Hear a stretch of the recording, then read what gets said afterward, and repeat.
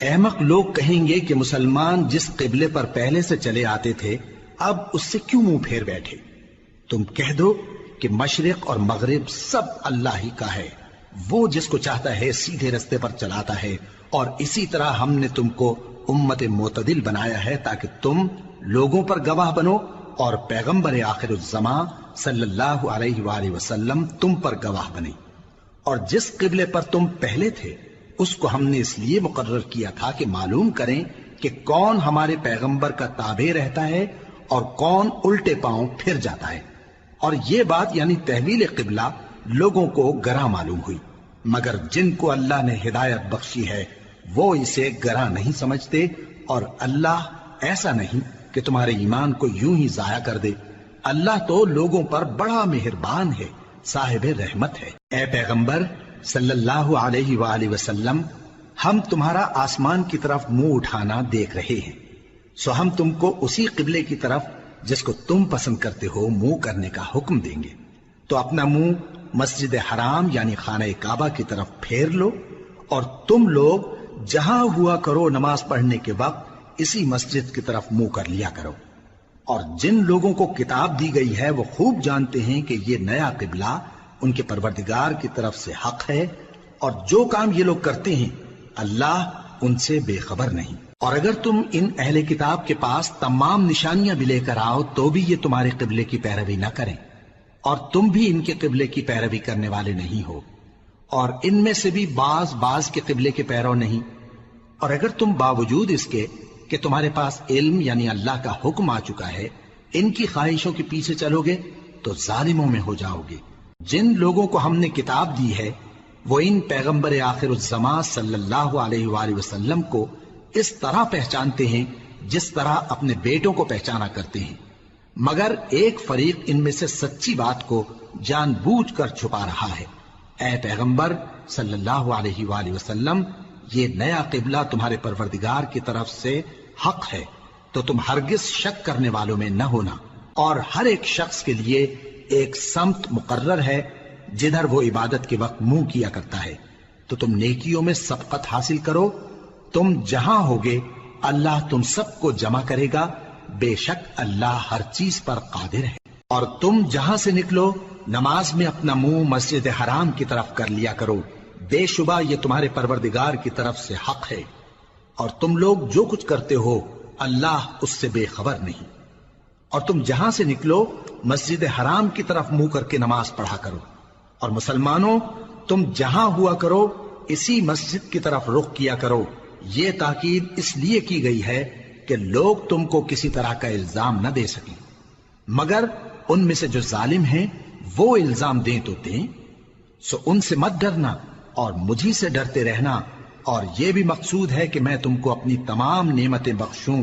اور یہ بھی کہ تم راہ راست پر چلو۔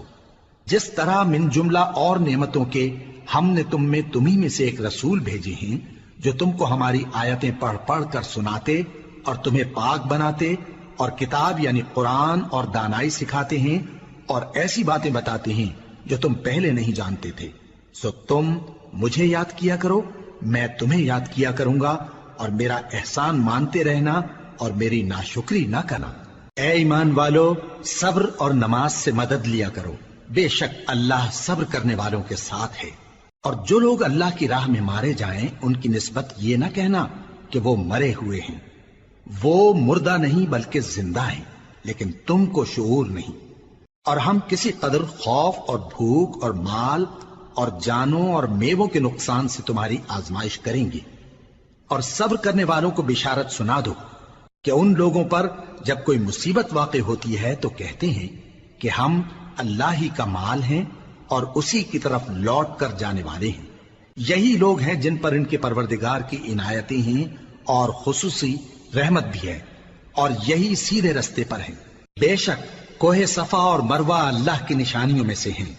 تو جو شخص خانہ کعبہ کا حج یا عمرہ کرے اس پر کچھ گناہ نہیں کہ دونوں کے درمیان چکر لگائے، بلکہ یہ ایک نیک کام ہے، اور جو کوئی نیک کام کرے تو اللہ قدردان ہے، دانا ہے۔ جو لوگ ہمارے حکموں اور ہدایتوں کو جو ہم نے نازل کی ہیں کسی غرض فاسد سے چھپاتے ہیں، باوجود کہ ہم نے ان کو لوگوں کے سمجھانے کے لیے اپنی کتاب میں کھول کھول کر بیان کر دیا ہے۔ ایسوں پر اللہ اور تمام لعنت کرنے والے لعنت کرتے ہیں۔ ہاں، جو توبہ کرتے ہیں اور اپنی حالت درست کر لیتے ہیں اور احکام الہی کو صاف صاف بیان کر دیتے ہیں تو میں ان کے قصور معاف کر دیتا ہوں، اور میں بڑا معاف کرنے والا بڑا مہربان ہوں۔ جو لوگ کافر ہوئے اور کافر ہی مرے، ایسوں پر اللہ کی اور فرشتوں کی اور انسانوں کی سب کی لعنت، وہ ہمیشہ اسی لعنت میں گرفتار رہیں گے۔ ان سے نہ تو عذاب ہلکا ہی کیا جائے گا اور نہ انہیں کچھ مہلت ملے گی۔ اور لوگوں، تمہارا معبود ایک ہی معبود ہے،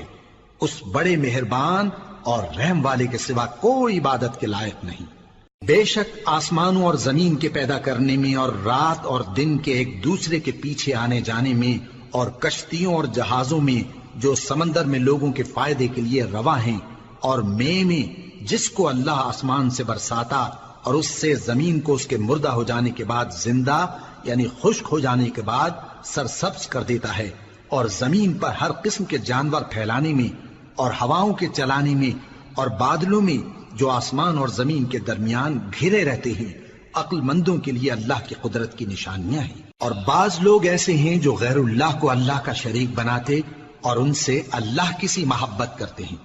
لیکن جو ایمان والے ہیں وہ تو اللہ ہی کے سب سے زیادہ دوست دار ہیں۔ اور اے کاش